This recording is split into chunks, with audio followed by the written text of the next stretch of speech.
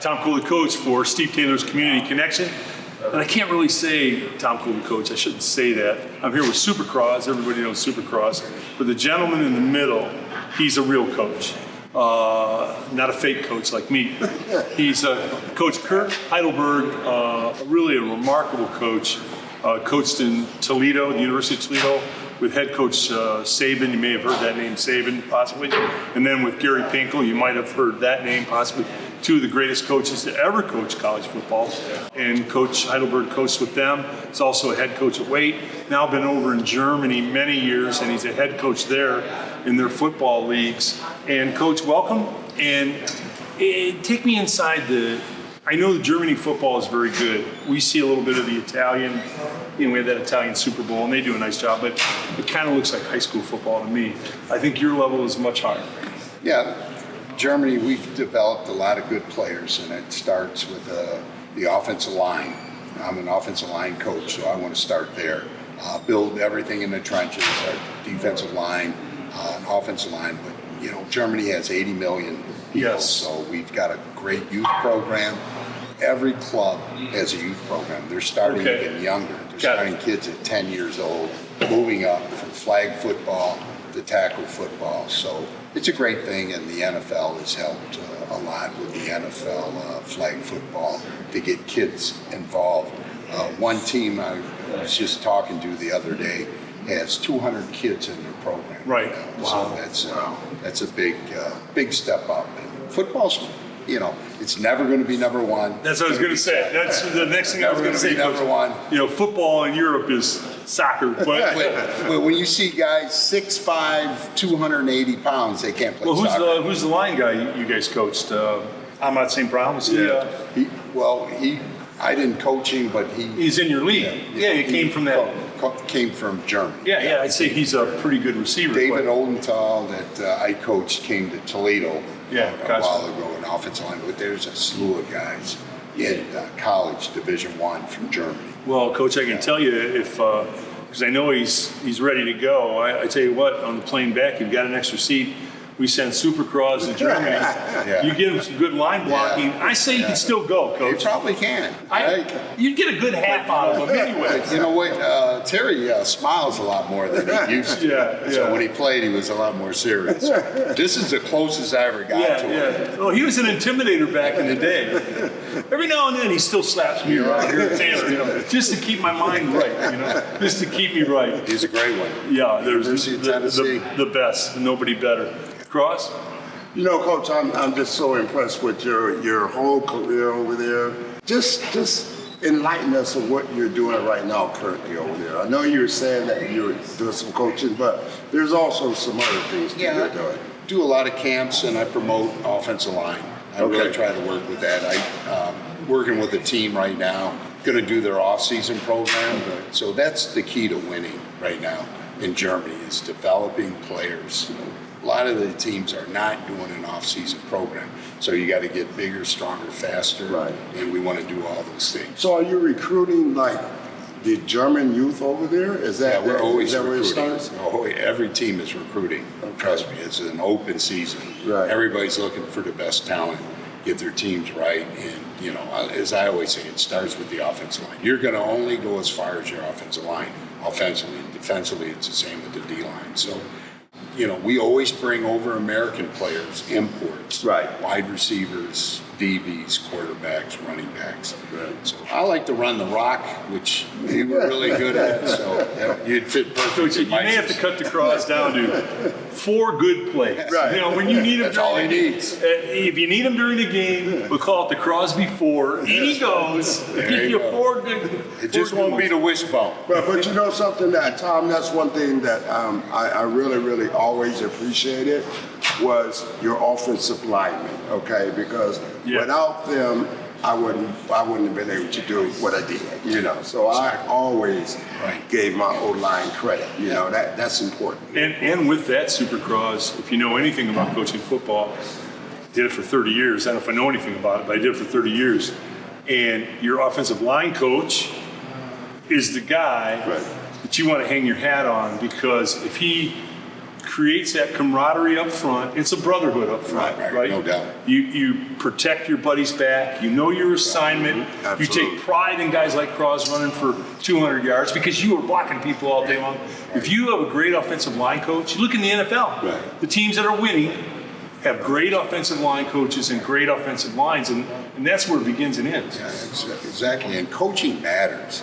Having a coach with a system and relate it and plug it into the players that you have, and also building that trust. You know, especially with the European guys, it takes a little longer to get that trust. I always say it's like eating soup with a teaspoon with some of these guys, you know. So it takes time, it takes consistency, and then it takes proof. Yeah. I was going to say, do you have to convince them? I mean, here you have this great football resume, but they don't know you from here over there. So you're telling them something. Do they sit back and say, hey, Coach, I don't know about that? And then, you have to kind of prove it. Well, you know, we did before, and then until you get someone like Madre London, I had from Michigan State, he gained 2,000 yards. So, you know, they start to see what you're talking about. Proof was in the pudding, you know, it starts up front. And when you get a great running back like Madre, great things happen. Well, you can move in right now and coach the Detroit offensive line because they play the way that you believe in coaching. Did you watch them? They didn't win the game, obviously, but you know, Casey was terrific that night. But they came off in unison. I think the mistake the Lions made is they should have given them the ball more often. Because when you watch that from behind, they're all in unison. And then the back, as Cross would do, you just read whatever derriere you're running behind. It could be over here, or it could be all the way over here. I thought, wow, is that great line play or what? And also pass protection. You know, you got to teach pass protection. You know, because you got an edge rusher like Cross, and if you put Cross on the outside on the tackle, I'm on an island. You know, usually we get the best players on the edge player. Got it. Because if your tackles, it's hard to double team an edge player. Oh, right, it is. You know, so, unless you're going to keep the back. You chip them with the back, but you chip them with the back. Some of those edge players are so big and so physical. They take the little back and they just throw them aside. I mean, they can't even block them. They're so big and fast. You know, they're. Can you give me, Coach? And I know you probably have to be careful with this, but can you tell me, since you coached for two of the greatest college coaches in the history of the game, not many people can say that. What were the similarities and the differences between Saban and Pinkel? I think discipline and details were they both. Those are similarities? Similarities. They both worked for Don James. Don James is one of the all-time. So that was like getting a doctorate in organization. So they were very similar. I think, you know, Nick was more, things were more of a crisis. You know? Got it. You know what I mean? And Coach Pinkel was more methodical. You know, but they both held you accountable. And, you know, I always tell everyone, I think everyone, especially as a coach, should work for someone that demands the best out of you. Well, sure. You know, that's you know, if it's just loosey-goosey and all that. You can't win in football that way. No. So you got to have somebody that's pushing you and believes in you and trusts you. We have such impact over there. I mean, you really, really are. And I just want to congratulate you. And also, you invited me to come over. So absolutely. So don't be surprised if I be on the German For a side. guy that played basketball in Europe for so long, you need to come back, and we need to figure out a way to get a basketball camp in Germany. Absolutely. And you know, I haven't been back there since I've been back here, which is 2012. So I'm due to do that. And Coach Supercross didn't tell you how he's coming back. He's coming over in a submarine. So just so you know, he'll bring his own pads. He'll be over in the submarine. It's all going to Tom, you know what's really funny, man? He was saying to me, because you smile all the time now. Back in the day when you were at the Villas, you never smiled. Well, I didn't say that word, though. I didn't say You should mention, too, you did a great coaching job at Wait when you were there. You had a stint in the Toledo City League, which I would hope, Cross and I have talked about this often, that someday they could revitalize that. I think it would be a great thing for our community. It was one of the great leagues in the United States, public and parochial schools together. It was the only one in the United States. Such history, so many great players, so many great coaches. I think it would lift our community, and I would hope someday that they could get back to there. I really do, because nothing pejorative to the Detroit Catholic League, but it makes no sense. Right. You drive to Detroit to go to the game, you come home at 1 o'clock in the morning, they're not driving there, Right. their people aren't coming here, they're not on BCSN because it's out of town, they don't get covered in the Blade because there's not much, you have Thursday, Sunday edition. You get no coverage at all. So what are you doing? You play here in town, you get the coverage, Right. and promote your local athletes, right? Absolutely. That'd be the way to go. So And just try to keep your kids that are not being recruited from other schools. Yes. and coach, that's exactly what happens. You got to keep your kids there. People tell us, Cross and I say, well, there's not talent in there like when you guys were there. The talent's not there. Well, everybody's plucking the talent out of the city league. If you had all the guys that stayed in the city league that stayed and didn't go to all these other schools because they're being recruited, I guess you could say. You can sue me, call China, she'll cover it for me. But if they stayed where they in their neighborhoods, they would be great teams. Well, when we were growing up, Dale Pittman, Sonny Smith, Fred Beyer, all these guys have been there forever in schools, And they stayed in their neighborhood with their kids. And they produce great teams. I hate it today when people say, well, the City League just doesn't have players. Oh, yeah, they do. Yeah. They're just playing at other places. Right. They have plenty of players. And there was enough, even at Wait a long time ago, I think his name was Dave Auld.